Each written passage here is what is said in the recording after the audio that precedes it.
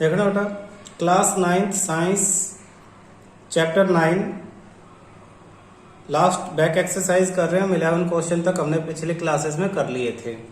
अभी question 12 discuss करते हैं। According to the third law of motion, third law of motion क्या कहता है? जो भी नाम आएगा हम बार बार उसे रिवाइज करेंगे। थर्ड लॉ ऑफ मोशन कहता है action is always equal to reaction, action equal to reaction, ये थर्ड लॉ कहता है। यानी आप अगर किसी ऑब्जेक्ट पे जितना फोर्स लगाओगे उतना ही ऑब्जेक्ट, वो दूसरी ऑब्जेक्ट भी फोर्स लगाएगी फर्स्ट ऑब्जेक्ट पे, दोनों फोर्सेस इक्वल होंगे बट अपोजिट होंगे डायरेक्शन में। ये थर्ड लॉ ऑफ मोशन था। When an object exert force on another object, the another object exerts same force on first object. Both forces are equal in magnitude but opposite in direction. This is called third law of motion. When we push on an object, the object pushes back on us with an equal and opposite force. इसमें third law of motion को लिख दिया यहाँ पे।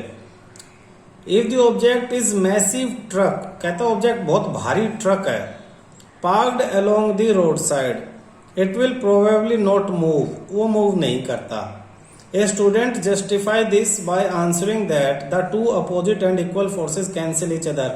इसने कहा है कि एक बच्चा है और वो कहता है कि भाई दो जो अपोजिट फोर्स है, ये दोनों अपोजिट फोर्स एक दूसरे को कैंसिल आउट कर देती हैं, कैंसिल आउट ईच अदर। तो कहता कमेंट करो इस लॉजिक पे, बताओ ये सही है या गलत है। अगर गलत है तो सही तुम बता दो, ऐसा इस क्वेश्चन ने कहा है। मेरी बात समझने की कोशिश करना। इसने क्वेश्चन में कहा है कि बहुत भारी ट्रक खड़ा हुआ है और एक बच्चा उस पर फोर्स लगा रहा है और वो ट्रक मूव नहीं करता। तो बच्चा कहता है फोर्सेस एक दूसरे को कैंसिल कर देते। कैंसिल शब्द, कैंसिल ईच अदर। आपको याद होगा जब हमने थर्ड लॉ ऑफ मोशन को पढ़ा था तो थर्ड लॉ ऑफ मोशन को पढ़ने के बाद दो स्टेटमेंट और थी। पहली स्टेटमेंट क्या थी कि both forces acts on two different objects therefore cannot cancel out each other। दोनों फोर्सेस दो अलग अलग ऑब्जेक्ट पे लगती हैं इसलिए एक दूसरे को कैंसिल आउट नहीं करते। देखो बेटा, पढ़ते हुए ना बहुत जरूरी है कि आपको एग्जैक्टली पता होना चाहिए कि आपने जिस बुक में से पढ़ा है, जहां से पढ़ा वहां कहां से ये क्वेश्चन लिया और क्या आंसर बनेगा। आपने जब ये थर्ड लॉ ऑफ मोशन इधर पढ़ा था, third law of motion NCERT page number 122, तो पेज नंबर 122 एनसीईआरटी पे थर्ड लॉ ऑफ मोशन पढ़ने के बाद जो इसकी स्टेटमेंट थी, इसके बाद लिखा था forces, pair of forces not just one forces, two opposite forces are known as action reaction. First, these forces act on different object and never on the same object. In the game of football sometimes we while looking at the football and trying to kick it with a greater force collide with player opposite team, both feel hurt because applying a force to other। in other words there is a pair of force, दो forces हैं और दो अलग अलग object पे लगती हैं और अलग अलग ऑब्जेक्ट पे लगती हैं इसलिए एक दूसरे को कैंसिल आउट नहीं करती। Always equal in magnitude, opposite in direction, act on two different object, दो डिफरेंट ऑब्जेक्ट पे होने की वजह से एक दूसरे को कैंसिल आउट नहीं करती। एक ही ऑब्जेक्ट पे अगर दो इक्वल अपोजिट फोर्स लगती हैं तो एक दूसरे को कैंसिल करती हैं, अलग अलग ऑब्जेक्ट पे लगेंगी तो कैंसिल आउट नहीं करेंगी। तो अकॉर्डिंग टू दिस स्टेटमेंट, ये जो कमेंट है जो इस बच्चे ने किया ये बिल्कुल गलत है। The logic given by the student is wrong because forces of action and reaction act on two different bodies. वही जो एनसीईआरटी में लिखा हुआ यही मेन है, act on two different bodies and never cancel each other, एक दूसरे को कैंसिल नहीं करेंगी। The truck does not move because force applied on it is very small. जो फोर्स बच्चा लगा रहा है वो फोर्स बहुत कम है। And is being balanced by the force of friction. और कौन उस फोर्स को बैलेंस करता है? फोर्स ऑफ फ्रिक्शन बैलेंस करता है। किसके बीच में? ट्रक और रोड के बीच में, ट्रक के टायर और रोड के बीच में जो फोर्स ऑफ फ्रिक्शन है वो जो फोर्स लगा रहे हैं उसको अपोज करता है, बैलेंस कर देता है। As the truck is massive, truck का मास बहुत ज्यादा है। इट हैज लार्ज इनर्शिया, आपने इससे पहले चैप्टर में पढ़ा था मास और इनर्शिया फर्स्ट लॉ में, इसी चैप्टर के फर्स्ट लॉ में, थर्ड लॉ है ना ये, थर्ड लॉ ऑफ मोशन। तो फर्स्ट में पढ़ा था मास और इनर्शिया दोनों क्या है? सेम है। and to bring it into motion we require extremely high force. मास ज्यादा होने की वजह से इनर्शिया ज्यादा, और इनर्शिया ज्यादा होने की वजह से हमें ज्यादा फोर्स की जरूरत पड़ेगी, which a single person can not apply, और सिंगल पर्सन इतनी फोर्स अप्लाई नहीं कर सकता। क्लियर हुआ बेटा? क्वेश्चन में बहुत साफ शब्दों में उसने कहा है कि थर्ड लॉ के according action reaction force equal और अपोजिट होती हैं। तो ट्रक पे लगेगा तो बच्चे को सिर्फ याद रहा इक्वल और अपोजिट, और उसको ये भी याद रहा इक्वल अपोजिट फोर्स कैंसिल हो जाती है। दोनों को उसने एक साथ मिला के कह दिया ये कैंसिल होगी, इसलिए ट्रक मूव नहीं किया। लेकिन हमें ध्यान देना पड़ेगा, थर्ड लॉ में ये भी लिखा है कि they act on two different bodies therefore they can not cancel each other. दो अलग अलग ऑब्जेक्ट पे लगती है इसलिए कैंसिल नहीं कर पाती। फिर मूव क्यों नहीं करता? क्योंकि मास ज्यादा है, मास ज्यादा होने की वजह से इनर्शिया ज्यादा है, इनर्शिया ज्यादा होने की वजह से ज्यादा फोर्स की जरूरत पड़ेगी मूव कराने के लिए। कम फोर्स को तो फ्रिक्शन ही बैलेंस कर देगा। चलिए नेक्स्ट क्वेश्चन देखते हैं। 13th, a hockey ball of mass, hockey ball का mass 200 gram travelling at 10 metre पर second struck by hockey stick, hockey stick से वो टकराती है और वापस अपने ओरिजिनल उसी रास्ते पे वापस आ जाती है, और उसकी वेलोसिटी इस टाइम है 5 मीटर पर second. Calculate change in momentum, momentum में चेंज यानी final momentum minus initial momentum. तो ये हमें फाइंड आउट करना है, इसे मैं पेपर पे कराता हूं। देखना बेटा, क्वेश्चन आपके पास है 13, हॉकी बॉल, तो mass of hockey ball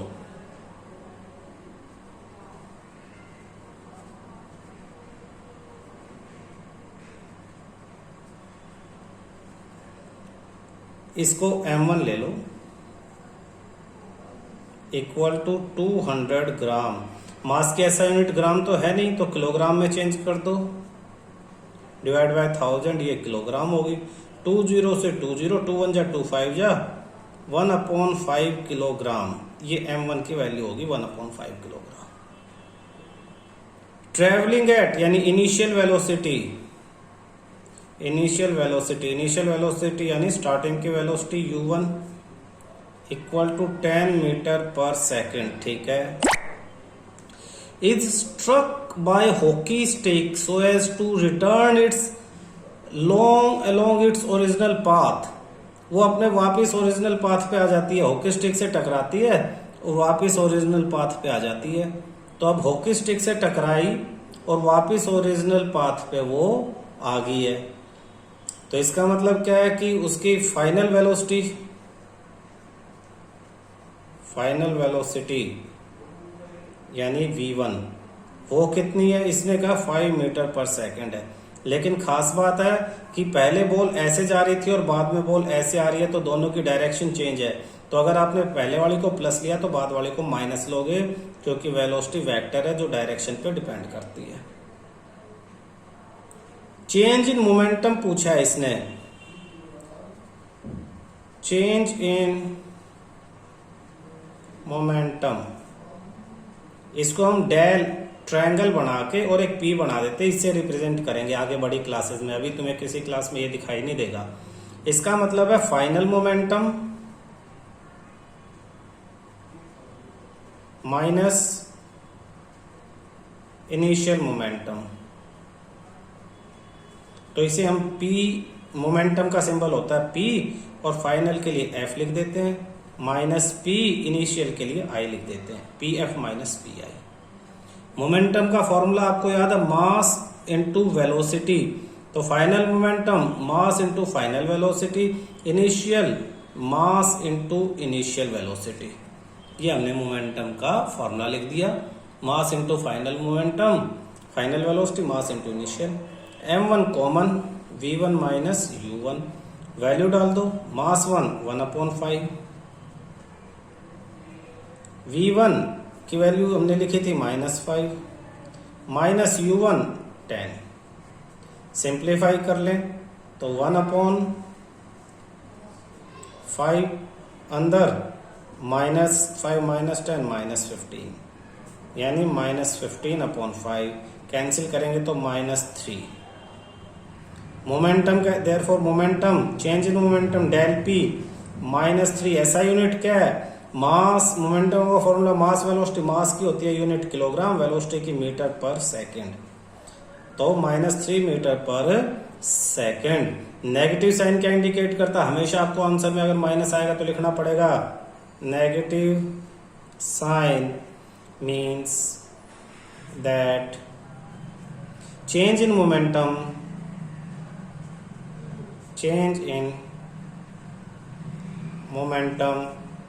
is in a direction opposite to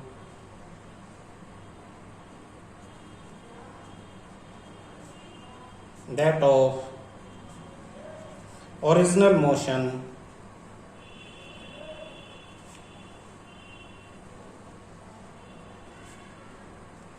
of the hockey ball. तो ध्यान रखना कि जब न्यूमेरिकल करो तो उसे एनसीईआरटी या किसी भी बुक से टेपना मत, न्यूमेरिकल अपने अकॉर्डिंग करना, फॉर्मूले याद करना, वैल्यू रखना, क्योंकि उनसे देखोगे उनके सबके मेथड अलग अलग होंगे, समझ नहीं आएंगे। तो चेंज इन मोमेंटम पूछा था, फाइनल माइनस इनिशियल मोमेंटम का फॉर्मूला मास इनटू वेलोसिटी है, तो final velocity initial velocity m common velocity में चेंज। ये ध्यान रखना कि पहली वेलोसिटी 10 थी, दूसरी 5 दे रखी है, तो माइनस लगेगा क्योंकि डायरेक्शन बॉल की चेंज हो जाती है, पहले के अपोजिट में आ जाती है, इसलिए क्या साइन आ जाएगा? माइनस साइन आ जाएगा। ठीक है, अपनी एनसीईआरटी बुक में क्वेश्चन 14 देखो। तो क्वेश्चन 14 कहता है a bullet of mass 10 gram travelling horizontally with a velocity of 150 metre पर सेकेंड। बुलेट मास, बुलेट का मास दे दिया, तो मास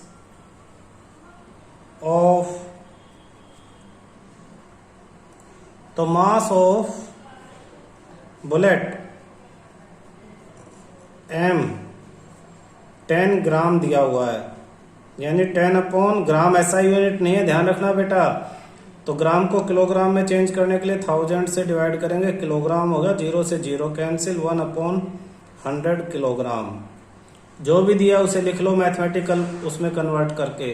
travelling horizontally with a velocity of 150 metre पर सेकेंड, तो 150 मीटर पर सेकेंड इनिशियल वेलोसिटी दी है, इनिशियल स्टार्टिंग की वेलोसिटी, इनिशियल वेलोसिटी जिसे किस सिंबल से डिनोट करते हैं हम? यू से। क्या वैल्यू दे दी है? 150 मीटर पर सेकेंड, तो ये तो ऐसा यूनिट वेलोसिटी की मीटर पर सेकेंड ही होती है, यहां भी यही है, तो कोई चेंज नहीं आएगा, बिल्कुल सही है।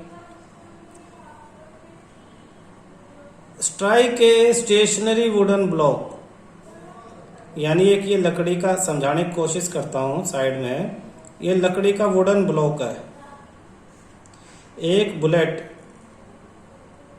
ये बुलेट हो गए, ये ऐसे सीधी आती है और इससे टकरा जाती है,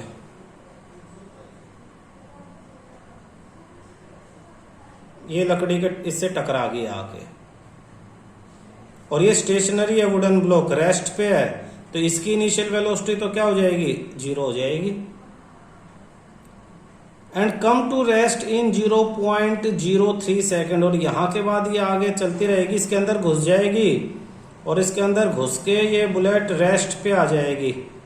लेकिन यहां से यहां तक आने में इसने कितना टाइम लिया? 0.03 सेकेंड ली, यानी बुलेट की इनिशियल वेलोसिटी 150 मीटर पर सेकेंड थी, और फाइनल वेलोसिटी, बुलेट की फाइनल वेलोसिटी जिसको v से रिप्रेजेंट करते हो, रेस्ट पे आ गई है, तो 0 मीटर पर सेकंड होगी। टाइम टेकन, कितने टाइम में वेलोसिटी 0 हुई? तो टाइम टेकन t से रिप्रेजेंट करेंगे, दे दिया 0.03 सेकंड में उसकी वेलोसिटी 0 होगी है। क्वेश्चन समझना, बिना क्वेश्चन समझे नहीं कर पाओगे। ये मास था बुलेट का 10 ग्राम की, एक बुलेट फायर की है किसी ने, 150 मीटर पर सेकंड की स्पीड से वो पिस्टल से निकली है, और एक स्टेशनरी वुडन बिल्कुल लकड़ी के टुकड़े में आके वो अंदर घुस के रुक जाती है। तो अंदर घुस के रुक गई तो इनिशियल वेलोसिटी, टकराने से पहले वेलोसिटी 150, टकराने के बाद अंदर गई और 0 हो गई है। कितनी देर में? 0.0 सेकंड में उसकी वेलोसिटी 150 से 0 होगी। Calculate the distance of penetration, कितना अंदर तक वो इसमें घुस जाती है, ये निकालना है बेटा। तो आपको डिस्टेंस निकालना है, डिस्टेंस और पेनिट्रेशन एस से इसको डिनोट करते हैं। ये क्वेश्चन मार्क लगा दिया, ये आपको फाइंड आउट करना है। Also calculate the magnitude of force exerted by the wooden block on the bullet. तो फोर्स भी, यानी इसको रोकने के लिए ये लकड़ी का टुकड़ा कितना फोर्स लगाएगा, एफ भी निकालना है। अब देखो 3 इक्वेशन थी, पहली v is equal to you plus A T, दूसरी s is equal to U T plus half A T square, और third 2as equal to we square minus you square. और एक और फॉर्मूला जो इस चैप्टर में आया, तो तीनों पिछले चैप्टर के फॉर्मूले हैं, इसमें f is equal to m a. तो f पूछा है, मास दिया हुआ, a नहीं दिया हुआ, तो a फाइंड आउट करना है आपको। a के लिए आप ये पहले वाला यूज कर सकते हो, v दे रखा है 0, u दे रखा है 150, एक्सेलरेशन नहीं दे रखा, टाइम दे रखा है। पहले वाला फॉर्मूला लगा के आप एक्सेलरेशन निकालोगे, एक्सेलरेशन लगा के यहाँ पे मास से मल्टीप्लाई करके फोर्स आ जाएगी, तो एक चीज आपकी आ जाएगी। s के लिए 2 फॉर्मूले हैं, देखो इनिशियल वेलोसिटी दे रखी है, टाइम दे रखी है, एक्सेलरेशन यहाँ से आ जाएगा, टाइम का स्क्वायर कर देंगे, यानी ये सब करेंगे तो s आ जाएगा। इसमें भी यूज करेंगे, v की वैल्यू भी पता है, u की वैल्यू भी पता है, s आ जाएगा, a भी हमें यहाँ से हम निकाल लेंगे। यानी s निकालने के लिए भी हमें a चाहिए, a निकालने के बाद दोनों में से कोई भी फार्मूला लगाओ, सीधा s आ जाएगा। अच्छा, a निकालने के लिए ये इक्वेशन यूज करने के बजाय आप एक्सेलरेशन का सीधा फार्मूला भी यूज कर सकते हो, वो इसी से आता है, acceleration v minus u upon T. यानी इस फर्स्ट इक्वेशन, ये फर्स्ट इक्वेशन इसी फॉर्मूले से ही बनी है, t मल्टीप्लाई यू उधर जाके plus v equal to you plus A t. लेकिन a निकालना तो ये आसान वाला फॉर्मेट यूज कर लो। तो सीधा सीधा हम एक्सेलरेशन निकालते हैं, a equal to v minus u upon t. तो v की वैल्यू क्या है आपके पास 0, u की वैल्यू 150, टाइम 0.03। इसे सिंप्लीफाई करना है बेटा। तो ऊपर तो हो जाएगा -150, नीचे 3 और पॉइंट 2 डिजिट थी, तो ऊपर हो जाएगा मल्टीप्लाई 100। तो ये हो जाएगा -15000 अपॉन 3 से ऊपर कैंसिल हो जाएगा, और क्या हो जाएगा 500, यानी एक्सेलरेशन इक्वल टू -500। ऐसा यूनिट होती है मीटर पर सेकंड स्क्वायर। तो ये आपके पास एक्सेलरेशन आ गई है। एक्सेलरेशन के बाद उसने सबसे पहले s पूछा है, तो दोनों में से कोई सा भी फॉर्मूला सेकंड या थर्ड लगा दो, तो आपके पास क्या आ जाएगा, s आ जाएगा। थर्ड आसान लग रहा है, थर्ड लगा देते हैं। तो थर्ड फॉर्मूला क्या है हमारे पास, 2 × a × s equal to we square minus you square. तो 2 × acceleration -5000 × s equal to we square, यानी 0 का square, minus you square 150 square. 5000 × 2 -10,000 into में s माइनस 150 × 150। तो s इक्वल टू माइनस है तो माइनस कैंसिल, 150 × 150 अपॉन में 10,000। 2 0 से 2 0 कैंसिल, 5 3 जा 15, 5 20 जा 100, 5 3 जा 15, 5 4 जा 3 3 जा 9 अपॉन 4, 9 अपॉन 4। सोल्व करेंगे तो s इज इक्वल टू 4 2 जा 8, 2.25 मीटर आपका डिस्प्लेसमेंट है। इतनी अंदर जाके लकड़ी के ब्लॉक में बुलेट जो है वो रुकेगी। नेक्स्ट उसने फोर्स के बारे में पूछा है, तो F is equal to m × a। Mass दिया है 1/100 किलोग्राम, एक्सेलरेशन -5000, 2 0 से 2 0 यानी -50। फोर्स की ऐसा यूनिट न्यूटन। नेगेटिव साइन क्यों है, नेगेटिव साइन तो आपको एक्सप्लेन करना पड़ेगा, because force is in opposite direction of motion. Negative sign indicates that force is in opposite direction of motion, force motion के अपोजिट डायरेक्शन में है, इसलिए जो है वो नेगेटिव साइन हमारा आया है फोर्स में। तो 50 न्यूटन जो फोर्स लगाएगा कौन, लकड़ी का ये जो टुकड़ा है ये किस पे, बुलेट पे, तभी बुलेट जो है वो उसके अंदर जाके रुक जाएगी। क्लियर है यहां तक। Question 15, an object of mass 1 kilogram. तो देखना बेटा, ऑब्जेक्ट का मास दे दिया 1 kilogram, travelling in a straight line with a velocity, तो मास दे दिया, इनिशियल वेलोसिटी दे दी।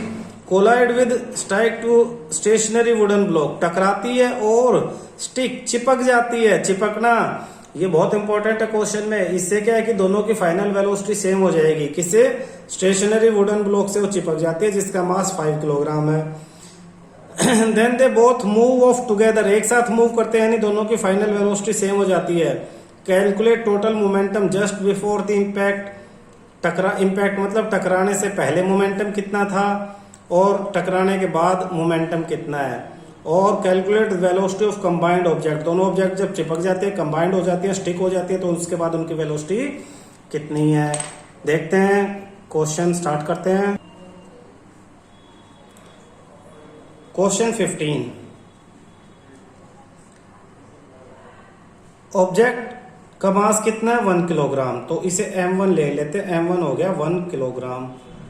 Travelling with a straight line with a velocity of 10, यानी इनिशियल वेलोसिटी हो जाती है आपकी 10 मीटर पर second. Collide with a stick to a stationary wooden block of mass, wooden block यानी उसका मास है m2 ले लेंगे 5 किलोग्राम, और वो स्टेशनरी रेस्ट पे यानी उसकी वेलोसिटी u2 से रिप्रेजेंट कर लेंगे 0 मीटर पर सेकेंड। देखो ये ऑब्जेक्ट है m1, हमने इसका मास लिया 1 किलोग्राम की है, इसकी वेलोसिटी है 10 मीटर पर सेकेंड। लकड़ी का एक टुकड़ा है, उसका मास 5 किलोग्राम है, वो रेस्ट पे स्टेशनरी है, उसकी वेलोसिटी हो जाती है 0। आफ्टर कोलिजन जब ये टकरा जाती हैं, they sticks together and move of together and both move off together, therefore final velocity v1, final velocity of first equal to final velocity of second equal to v मान लेंगे। according to law of conservation of momentum, momentum क्या कहता है, law of conservation of momentum, m1 u1 plus m2 u2। अच्छा, पहले तो इसने कहा टकराने से पहले मोमेंटम बताओ, तो ये according to law of conservation of momentum हटा देते हैं हम, तो मोमेंटम बिफोर कोलिजन लिख देते हैं। मोमेंटम बिफोर कोलिजन, टकराने से पहले momentum m1 u1 plus m2 u2। तो मास 1 कितना 1, वेलोसिटी 10, मास 2 5, वेलोसिटी 0, तो 1 इंटू 10 10 प्लस 5 इंटू 0 0 यानी 10। तो मोमेंटम का फॉर्मूला है तो किलोग्राम मीटर पर सेकेंड। ये टकराने से पहले का मोमेंटम था। Momentum after collision, momentum after collision, टकराने के बाद मोमेंटम। देखो दो ऑब्जेक्ट हैं, तो पहले ऑब्जेक्ट का momentum mass into velocity plus में दूसरी का m2 v2। तो मास, पहले का मास कितना है 1, वेलोसिटी पहले की v1 को हमने v मान लिया तो v, प्लस मास m2 5, उसको भी v मान लिया इंटू v, तो v प्लस 5v यानी 6v किलोग्राम मीटर पर सेकेंड, ये आ गया। लेकिन ये v की वैल्यू तो नहीं मालूम ना, तो अब यहां लिखेंगे according to law of conservation of momentum, initial momentum equal to final momentum। Initial कितना था 10 equal to final 6v, therefore v equal to 10/6, तो 10/6 कितना हो जाएगा, v इक्वल टू 5/3 यानी 3 1 जा 3, 2/3 मीटर पर सेकेंड। तो इसे लिख सकते हैं 1.67 मीटर पर सेकंड आंसर आ गया दोनों का। दोनों टकराएंगे, टकराने के बाद इस स्पीड से वो मूव करेंगे।